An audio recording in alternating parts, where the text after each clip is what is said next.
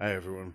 After seeing how much everyone liked my DEF CON 30 talk, I figured I would make another video going into a bit more depth. This time in this particular video, I'm not going to talk about the darknet, but rather the overall point of operational security, also known as OpSec.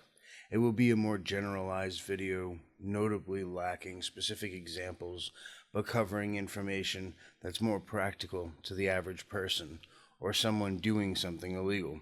It's applicable no matter what. That said, I do hope it's relatively easy to understand.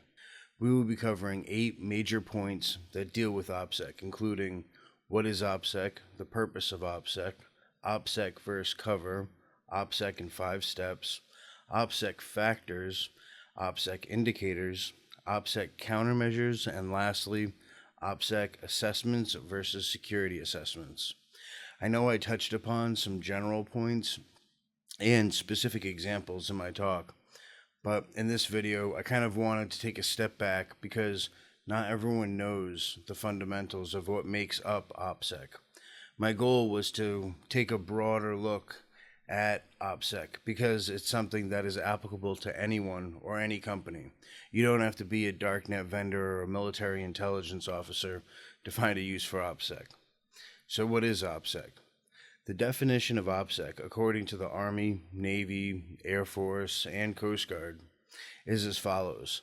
OpSec is a capability that identifies and controls critical information, indicators of friendly force actions attendant to military operations, and incorporates countermeasures to reduce the risk of an adversary exploiting vulnerabilities.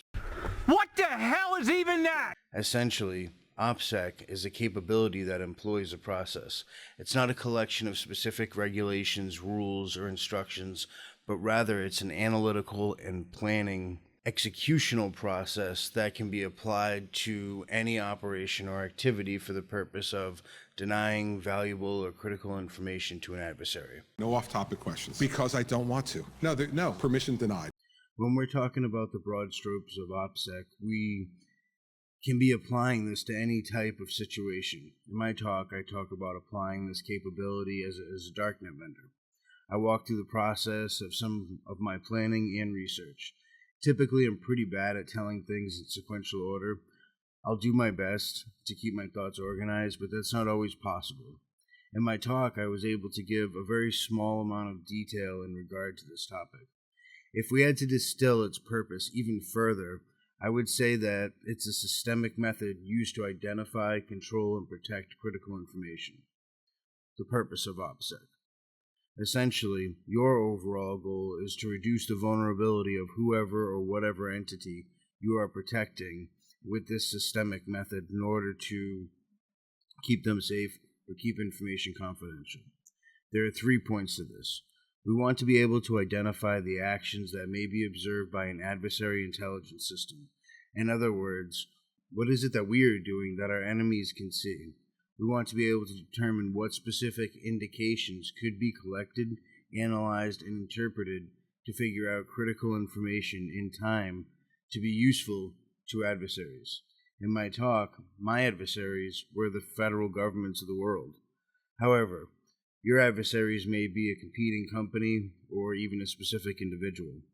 You will want to know what kind of information they can access or gain from your actions, even if you think it's innocuous or useless information.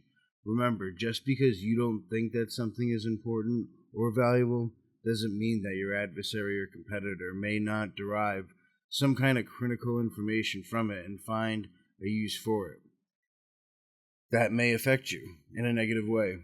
Number 3, choose countermeasures that have the ability to eliminate or severely reduce vulnerabilities or implement indicators to observation and exploitation. Using a real-world example, I showed in my talk that an issue that existed was using fake return addresses. It had the potential to alert the United States Postal Inspector. My countermeasure was to use a real address. Not only did that eliminate the vulnerability of detection through the means of noticing a fake address, but it also worked in reducing the federal government's ability to observe and therefore exploit the issue. OpSec should always deny your adversary or enemy the information needed to correctly assess your capabilities and intentions. The beautiful thing about OpSec is that it doesn't always have to be something that's applicable strictly to you or your operation. It could be something that you have applied to an associate or allied organization. If we were talking about OpSec's applicability in terms of a corporate atmosphere, OpSec versus cover. In my slides that I had for my talk, I had showed this picture. I had said that if you do your job well in terms of implementing the systemic method, then your adversary will not know much about you. One thing I wanted to clear up was that the federal government not knowing about me showed that my OpSec campaign was indeed successful, although there is a massive difference between operational security and cover.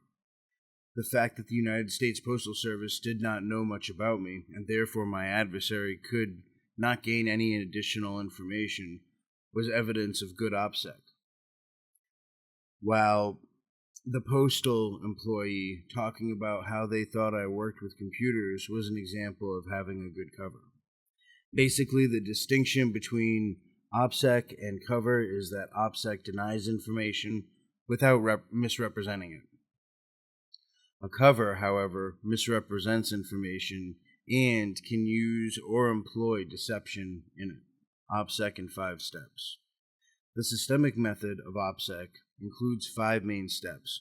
When we look at them overall, they include identifying critical information, threat analysis, vulnerability analysis, risk assessments, and lastly, applying countermeasures. We won't get too detailed into the steps, but let's take a short look at each one. The first one is identifying critical information. Think of this as stuff that answers key questions likely to be asked by your adversary. Much of the time, these are specific questions that relate to intentions, capabilities, and activities. The second step, or element, in this process of OpSec is called threat analysis. This involves a lot of research. It also involves analysis of intelligence, meaning careful review of any information that is known to be true. Counterintelligence, which involves understanding how to fight back against your adversary's information gathering campaign. Also, open source information is typically utilized in this step to identify the likely adversaries in or to the planned operation. Third, the third step is vulnerability analysis. During this step, you will identify in operations or activity vulnerabilities. A vulnerability exists when the adversary is capable of collecting critical information, correctly analyzing it, and then taking timely action to exploit the vulnerability to obtain the advantage. Essentially, this step is all about understanding your weaknesses and not allowing your enemies to capitalize on them. Our fourth step in the process of OpSec, risk assessment. Risk assessment actually has 3 different components to it. First, we analyze the vulnerabilities and identify possible OpSec countermeasures to them. Second, we eliminate the impact of the operations. Lastly, we select specific OpSec countermeasures to implement or execute. The last step in the process of operational security is to apply countermeasures. This is when you actually implement those countermeasures that you selected in the risk assessment process. If it is an operation that you haven't done yet, then it is set as a countermeasure in those specific plans. OpSec Factors. Do you remember earlier when we said that OpSec was not a security function, but rather an operations function? OpSec planning guidance should be something that's thought about and applied throughout the planning process. Attempting to deny all information about a given operation I know nothing. Nothing. or activity is rarely cost-effective or a realistic solution. Again, your OpSec planning should emphasize protection of critical information before, during, and after the operations or operation. OpSec Indicators. When looking at OpSec indicators, you should keep in mind that these should be continuously analyzed and considered during your planning. The 5 major indicator characteristics are signature, associations, a profile, contrasts, and exposure. I know that sounds like a lot, but let's summarize each one quickly. In the first indicator, signature, we define this as a characteristic that makes an action or a piece of information identifiable. Alternatively, it can also be something that causes it to stand out. The signature properties are uniqueness and stability. Second, we look at associations. Associations are relationships of an indicator to other information or activities. This is an important key to an adversary's interpretation of ongoing activities. Contrasts are differences that are observed between activities' standard profile and its most recent or current actions. Contrasts are the most reliable means of detection. Our third OpSec indicator is a profile. This is the sum total of unique signatures and associations of a given necessary activity. The last OpSec indicator is exposure. This refers to when and for how long an indicator is observed for.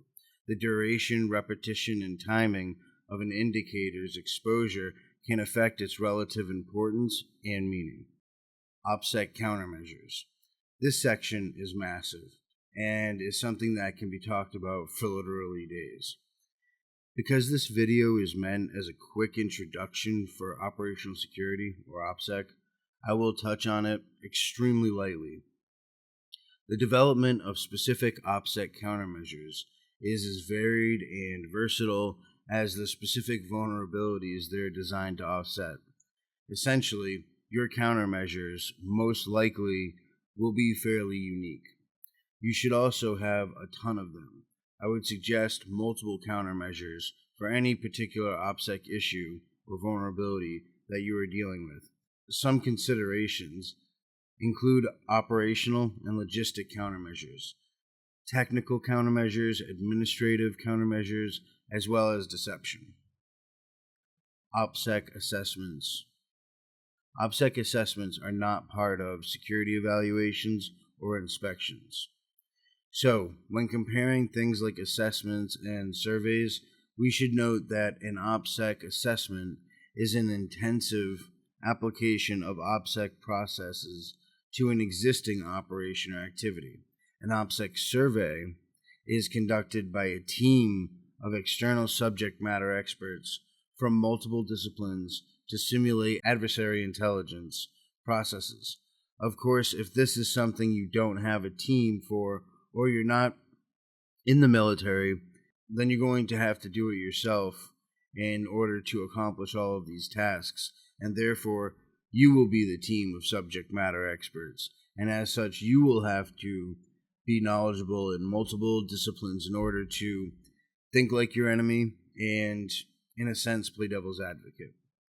In an OpSec assessment, you attempt to produce an adversary's view of the operation or activity being assessed, while a security inspection seeks to determine if an organization is in compliance with the appropriate security directives and regulations. Now, I fully understand that some of the language that I used in this video might not be the most fluid or easy to understand. My hope is that when you go back and you revisit it, you take notes the second time around in order to solidify the ideas that have been presented in your mind's eye. Fully understanding the theory will allow you to adapt and put into place, logically and swiftly, good countermeasures. Hopefully you will see them coming before they even need to be implemented. In that case, and in my opinion, you have been successful in your goal for having a solid OpSec foundation. Thank you for watching, and if you found this information helpful or interesting, feel free to subscribe and hit the thumbs up button to help others discover the same content. I look forward to seeing you again in the next video. If you have any questions or suggestions, please feel free to leave them in the comments below, and I'll respond if I can. If I can't, I'll add them to another video that I make in the future. Thank you.